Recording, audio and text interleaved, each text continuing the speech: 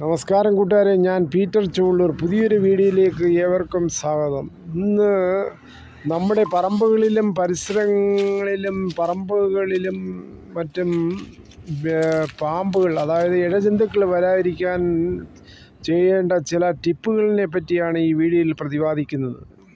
നിങ്ങൾ ആദ്യമായിട്ടാണ് ഈ ചാനൽ കാണുന്നതെങ്കിൽ ഒന്ന് സബ്സ്ക്രൈബ് ചെയ്ത് വെക്കണേ, ഒപ്പം ലൈക്കും കമൻറ്റും ചെയ്യുക. നേരത്തെ ആണെങ്കിൽ ഈ ടിപ്പ് ചെയ്യുന്നതിന് മുമ്പ് നേരത്തെ ഇഴജന്തുക്കളിലൊക്കെ ചേര, പാമ്പ് അങ്ങനെയുള്ള ഇഴജന്തുക്കൾ വരുമായിരുന്നു. ഞാൻ ആ ടിപ്പ് ചെയ്തതോടുകൂടി ഇപ്പോൾ അതിനെ കാണാറേ ഇല്ല. ഈ ഇഴജന്തുക്കൾ വരാൻ കാര്യം അതിന് ആഹാരത്തിന് വേണ്ടിയാണ്. അവർക്കിഷ്ടം തവളകളെയും എലികളെയും തേടിയാണ് ഇത് വരുന്നത്. ആവശ്യമില്ലാത്ത ഈ എലിമാളങ്ങൾ ഞാൻ അത് മണ്ണിട്ട് നല്ലതുപോലെ അടയ്ക്കും. അന്നേരം എലികൾ അവിടെ ദ്വാരം ഉണ്ടാക്കിയിരിക്കത്തില്ല, അന്നേരം പാമ്പുകൾ വരത്തില്ല. അതുപോലെ ഈ വീടിനകത്ത് ആവശ്യമില്ലാതെ ചപ്പ്, ചവറുകൾ, വിറകുകൾ ഭിത്തിയോട് ചേർത്ത് ഒന്നും വെക്കാനേ പാടില്ല.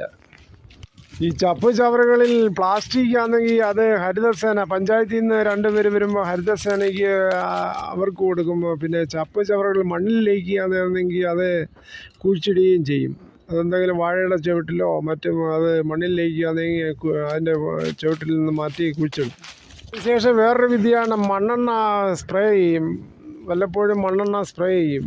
മണ്ണെണ്ണ സ്പ്രേ ചെയ്തിട്ട് പിന്നെ അതിൻ്റെ ആ ഗന്ധം കഴിയുമ്പോൾ വീണ്ടും പാമ്പ് വരാൻ സാധ്യതയുണ്ട് എന്ന് വിചാരിച്ച് വീണ്ടും അത് സ്പ്രേ ചെയ്യണം. സാധാരണ നമ്മുടെ നാട്ടിൽ മണ്ണെണ്ണ കിട്ടുന്ന റേഷൻ കടകളിൽ വേണം. ഇപ്പം മണ്ണെണ്ണ കിട്ടാനേ ഇല്ല. അതുകൊണ്ട് അതിനെയൊക്കെ പിന്നെ വേറൊരു വിദ്യയാണ് പെട്രോള്. 1 ലിറ്ററിനാണ്ട് 100 പുറത്ത് വിലയാണ്. അതൊന്നും കിട്ടാനും പാടാണ്. എന്നാലും അത് കുറച്ച് മേടിച്ച് ഇങ്ങനെ വീട്ടിൽ സൂക്ഷിക്കാനും പാടില്ലാത്ത ഒന്നാണ് പെട്രോള്. അത് ഇച്ചിരിയാണ് മേടിച്ച് സ്പ്രേ ചെയ്യുന്നത് നല്ലതാണ്. ഇത് രണ്ടും വീടുകളിൽ സൂക്ഷിക്കുന്നത്, പ്രത്യേകിച്ച് കുഞ്ഞുങ്ങളുള്ളിടത്ത് സൂക്ഷിക്കുന്നത് വളരെ അപകടകാരിയായ വസ്തുക്കളാണ് മണ്ണെണ്ണയും പെട്രോളും.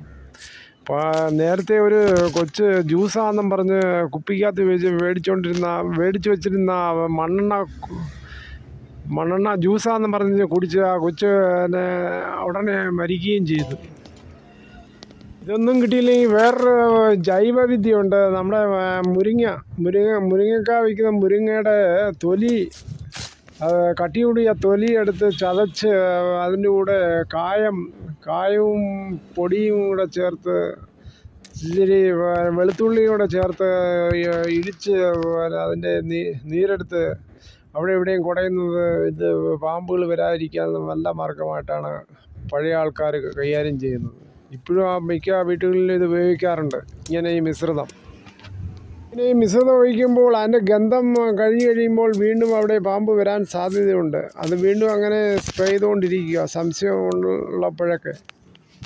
വേറെ ടിപ്പെന്ന് പറഞ്ഞാൽ ഈ ജനലിൻ്റെ അടുത്തൊന്നും വിറകുകൾ അടുക്കി നൂത്ത് വെക്കുകയോ ഒന്നും ചെയ്യാതിരിക്കുക. അത് കഴിവതും എല്ലാം മാറ്റി വെക്കുക വീടിൻ്റെ പരിസരത്ത് നിന്ന്. ഇപ്പോൾ അമിതമായ ചൂട് കാരണം രാത്രി ഇഴജന്തുക്കൾ അവിടെ ഇവിടെയും ഇഴഞ്ഞ് നടക്കും. അന്നേരം രാത്രി വീട്ടിൽ നിന്ന് പുറത്തിറങ്ങുമ്പോൾ ചെരുപ്പിട്ട് കഴിവതും ലൈറ്റൊക്കെ ഇട്ട് നടക്കുക. വളരെ വ്യക്തമായി നോക്കി നടക്കാൻ ശ്രമിക്കുക. ഈ വീഡിയോ ഇത്രയും സമയം ക്ഷമയോടെ കണ്ടതിൽ വളരെയധികം നന്ദി. ഇഷ്ടമായെങ്കിൽ ഒരു ലൈക്കും കമൻറ്റും സബ്സ്ക്രൈബും ചെയ്യുക. അപ്പം ജാഗ്രതയും പുലർത്തുക.